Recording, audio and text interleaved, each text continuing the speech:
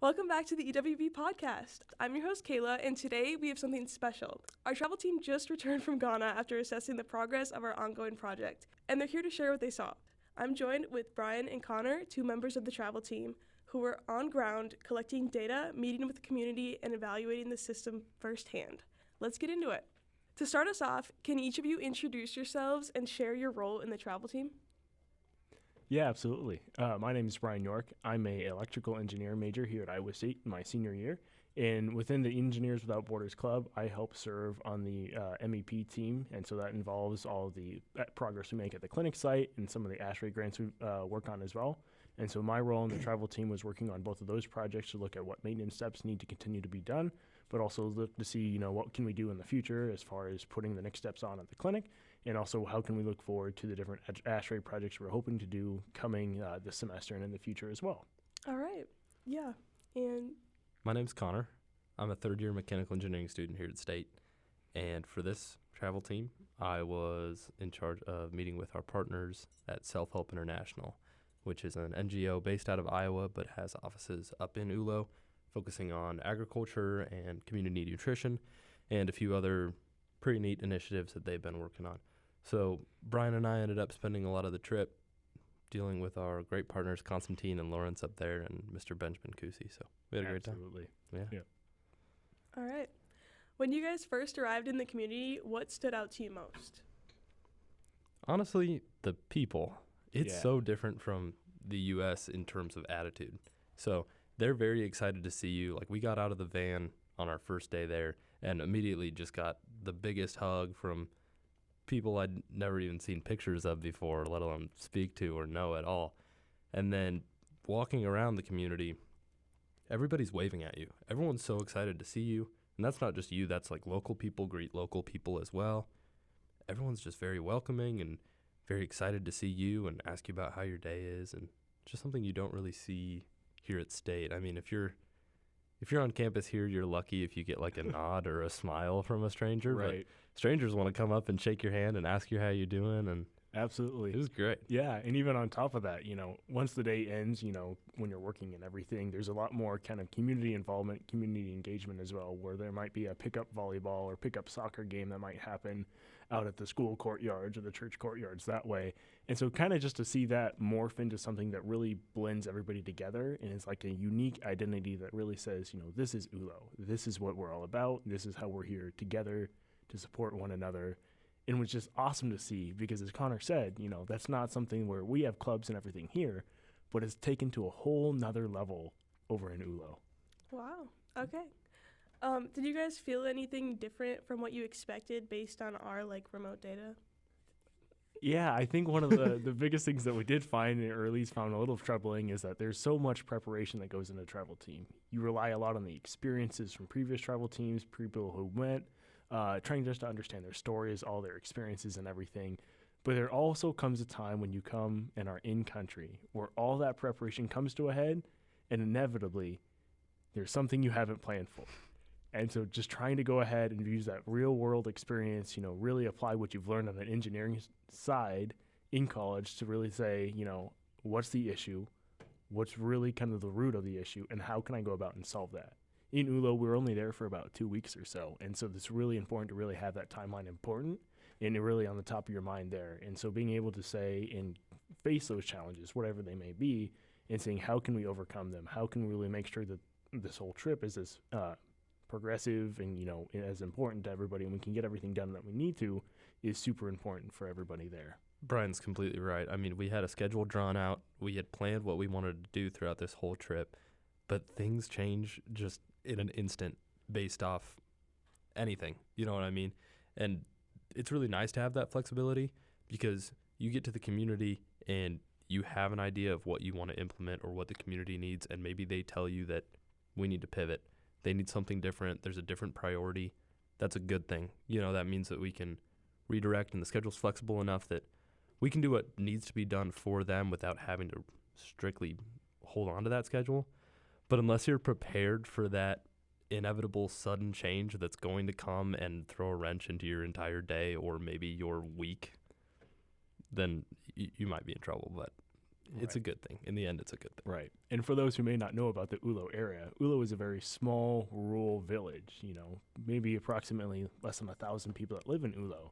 And so there's not access to big giant markets or like a Walmart you might see here in the United States, where if you need a part, you can just run, take a 30-minute break and go and get those parts. It's a day trip to go and get these parts, to get what you need. And so when you get parts and realize you need even more parts, or it's not working properly that way, all of a sudden that's a 2-day trip out of a 2-week trip for us. That's a big deal. And so just kind of making sure you can totally grasp those problems is a huge thing that I think all travel team members really kind of get to understand better. So we ended up getting a lot of our parts from Jarapa, which is about 45 minutes west of Ulo. And so many times, especially with Brian's solar water heater projects, there's things that you need that there's no way you're going to find them in Ulo. There's nowhere that you're going to find them anywhere close. Oh, yeah. And so you kind of have to make a day out of traveling to Jarapa on these dirt roads that have homemade speed bumps put on them. And it was so much fun. You have to be able to adjust, though. If that's one thing, you have to be able to adjust. Yes, adaptability is key. Yes. What systems or structures were you evaluated on this trip? You kind of answered that already, but... Yeah, I think one of the biggest things that I was really involved in was one of the previous projects we did through a different organization called ASHRAE, which stands for the American Society of Heating, Refrigeration, and Air Conditioning, was a decarbonization area, which really looked at how can we limit the amount of carbon emissions are being put off into the atmosphere. And so through this grant, we've been able to do 2 projects through this grant, the first one being a solar water heating system at the kitchen area. And what this does is it heats up the ambient water temperature stored in the poly tank to a higher temperature that then allows the kitchen staff then to start cooking or boiling their water for each of their meals they do from a higher temperature, and thus saves firewood that needs to be burnt, carried, chopped down. And so really is a big time saver both on the environmental side, the health side for all these ladies who must carry all the firewood as well. And so that was our first project that we did with the ASHRAE grant. And with this, we were able to get a lot of different metrics with that. I know, Connor, yourself, you helped do some of that testing there. And so what was the biggest thing that you found with all those testings? How did that all work for you? Yeah, the cook stoves was a really important part of our second week. We spent a lot of time in there. They have cook ladies at the school who cook for about, 500 students or so? I think when we were there, it was closer to about 800. Oh, my goodness. Yeah. So they have these huge metal pots that they're cooking 3 meals a day in, and they're held up by these clay homemade structures that you put firewood underneath. And so there's been an initiative for the past, I think, 4 years altogether to redesign some of these cook stoves in a more efficient way, and then pair that with the ASHRAE project that Brian's been working on, where we have water coming out at a higher temperature, going to take less time to boil, going to use less fuel. So if I remember correctly, from the data that we gathered, we're saving about 25 pounds of firewood with each boiling cycle for each meal on the stoves. And we haven't calculated the carbon savings from that yet, but 25 pounds of firewood is pretty good. But what the cook ladies really loved was that also saves about 30 to 45 minutes on their cook time every day. So instead of showing up at 5:30 in the morning to start the morning meals, now you can show up at 6:15.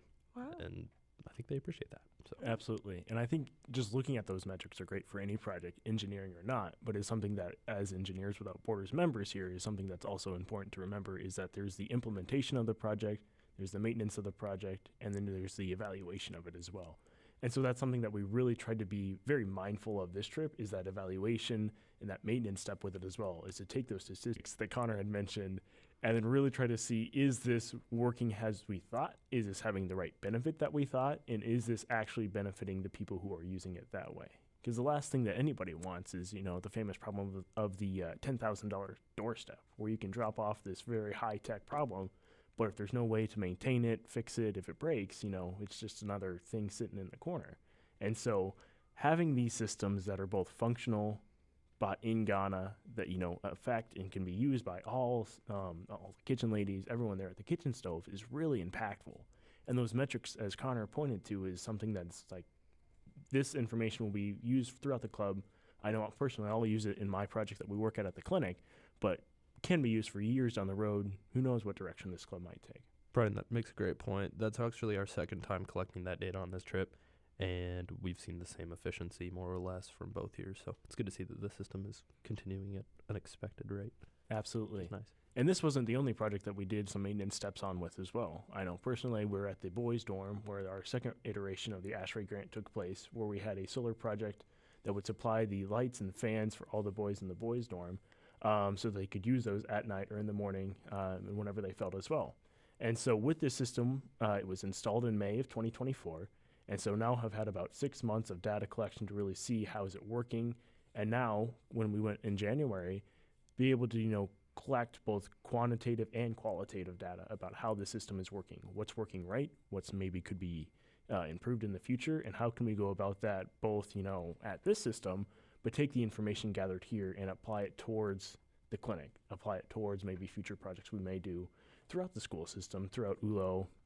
Who knows in 10 years if we'll still be in Ghana, but if we're in South America, these kind of applications that we do will still be true wherever we go that way. Okay, well, I'm learning a lot that I did not know about this. Okay, were there anything that didn't match predictions and you had to improvise on the spot when you were there? Oh, that's a great question. That is. Yes. Yeah.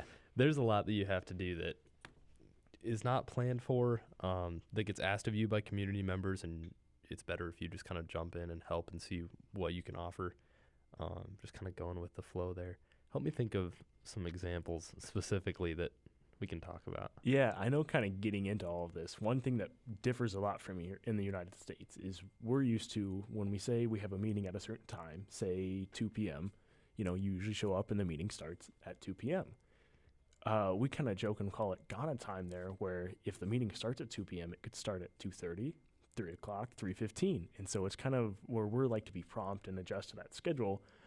With these projects, you can be there waiting for somebody at 2 p.m. and it might be 4 p.m. when he actually gets there and helps install stuff. And so being able to just be adjustable, time flexible is really important for all these trips, no matter what the project is that you're doing. And with that also comes is you're trying to make that schedule, being patient, being adjustable, and just really making sure that you have that float time built into your schedule is important. If you're trying to plan everything from the get-go before you even left, from the United States, that can be a real problem. And if your schedule is not flexible enough, issues start to arise then. Yeah. And so I know, with the solar water heating improvements that we tried to do at the kitchen area, that was one of the first things we had on our task to do while our partner university, KNUSD, our partner group in Ghana, that way they could help us install that system and really get the ball rolling on a high note. Unfortunately, though, some of the systems that we had thought about purchasing ahead of time and having ready for us, just because of communication issues, weren't bought yet. And so it took a lot of time just to procure those systems that we needed, pipes, pumps. And so just getting that ball rolling really caused, a lot of things where if we weren't flexible, those systems, wouldn't probably have been installed because we would have missed what we needed to on our timeline there. Ghana time is real. That is huge. It was one of the first few days, and I was supposed to meet a guy about some tests, and I was like, okay, you want to meet me tomorrow morning? And he goes, yep. I go, great. What time? He goes, what? What time do you want to meet tomorrow morning? No, I'll see you tomorrow morning. I go, oh, okay, great. And I stopped asking, what time do you want to meet? I stopped asking, hey, I'll text you and then show up. You kind of just have to go with the flow. Things are just going to happen when they happen. Right. And all of that just adds to the overall part of the trip, where it's you take a deep breath, you soak it all in, and everything works out at the end. It all works out. It's fine. Yes. Based on everything you saw, what are the next steps for our chapter? Sure. So very important is our clinic project right now. We've gone through a few different fundraising terms within the last year or so and raised a good amount of money to go towards the roof of the first wing of the clinic. While we were there, we toured Raincoat Ltd., a company out of Accra, the capital of Ghana, and ended up seeing their manufacturing facility for their roofing trusses and sheets, right? Which was pretty informative. And then we also got quotes from 2 other companies also located out of Ghana. So while we were there, we surveyed the clinic site and then looked through those 3 different offers from those 3 companies, and we hope to make a decision on one of those and put the roof on as soon as possible. Absolutely. And that roof project is something that's, very impactful for what we're doing at the clinic. Once that roof is on the first wing there, that really opens the door for us to install both our electrical and plumbing systems and makes us infinitely times more close to being able to get that first wing up and going to really serve the community and its needs. The current clinic that we got to visit in Ulo while we were there in Ghana really is overstaffed and over its capacity of what it can handle. And Understaffed. Yes, thank Way you. understaffed. Yes. And so that's something that is one of those things that's very eye-opening and challenging to see. I know, not to get too graphic here, but especially in the labor and delivery ward, one of the things that we saw is that there's 2 beds in there. And so if there's ever a need where there's more mothers giving birth at the same time, there's just not the capacity there to handle that in that room, be kind of enclosed and have privacy there. And so that's one of these things that there's multiple stories like this that we see that just really shows how impactful this clinic and every other project that we do in ULO really helps to make a difference positively and really does show that what we're doing does matter. It's really important. It's important to them. It's important to us. So we have about $10,000 more to raise this spring, and then the roof's going on. So let's get there. Absolutely. Yeah. What's something you wish to share about Ghanaian culture? I think this is a favorite question of mine because it really highlights how different and similar we are halfway around the world that way. And so just as you think of here in the United States where we have, not everybody from New York is the same from everybody in Alaska, Hawaii, here in Iowa, in the Midwest, the same thing applies even in a smaller country like Ghana. They still have kind of different regions. They're made up of different ethnical tribes that are all across the Ghanaian landscape. And so, for example, up in Ulo, we talk to a lot of people whose main language is Dingari, and that's their tribal language. And so while their official language of Ghana is English, there's some people who speak no English in Ulo. And so how do you let that become a thing that you can all resonate behind instead of letting that be a barrier for everybody? And so that was something that we really did as a travel team, try to make sure that we can do better of and try to get together and get to know the community more, is to pick up on some of this Dingari language as we went about. Even when we went to the Ashanti region down in the southwest part of the country, where Kumasi's at, where the local university KNUST is at, there's a whole different dialect there, different language that's spoken. And so trying to get past kind of all that practice we had done in Dingari, now all of a sudden was a different language in Kumasi. And so again, while we're not, a lot of them there speak English, and so while that's not maybe an issue for us now, but it's still like, how can we rally behind a different culture, a different belief system, and really make sure that this isn't hindering all the progress, but something that we can use to our benefit was really important and just unique to see. Super interesting. If you go look at like the history of Ghana, it was colonized by the British as like the Gold Coast. And so when they came in and took that land, they just kind of pushed 12 or 13 tribes all together into one little section of area. And so now with Ghanaian independence in 1960, I think. Look up Kwame Nkrumah. 1957. 1957? That's yep, close. That's super close. Super fun. This guy. He's kind of a flag genius. You need to ask him about flags. Driving around Ghana, he'd point out like countries' flags and just be able to tell you exactly which one it was, or you could ask him like, what does the flag of Senegal look like? Of Senegal? Yeah, so the Senegal flag is something that's uses a lot of African colors, where it's your red, yellow, and green in there, but also has a green star then centered in the middle that really makes it unique among other Pan-African flags that you might see. Ghana, for example, has a black star in the middle, and that's something that they use to recognize their soccer team with, and again is a rallying point behind that you see on their freedom monuments in Accra, but you also pick up on different parts and they use up in the Upper West region where Ulo is as well. It was really nice traveling with Brian. He's got like the historical context for everything, so he could point out like symbols and like Ashanti is another tribe in another region in Ghana, and he was able to like pick out all these Ashanti symbols and explain what they mean. It was neat. It was nice traveling with Brian, but the team really did dive into Dagari, that local language for the tribe up in the north, which was really fun because it kind of breaks the ice with people where you see foreigners walking around your small town and you don't really know what to think because they don't really see anybody like us very much. but then you say good evening to them in their language, and they immediately have a big smile and they want to give you a high five, and definitely helps break the ice and like make friends. Absolutely. It's nice. Absolutely. Yeah. Well, thank you both for sharing your experience and giving us such a clear picture of what's happening on the ground in Ghana. If you're listening and want to support the next phase of this project or get involved with EWB, stay tuned for more updates in future episodes. Thanks for joining us. We'll see you next time.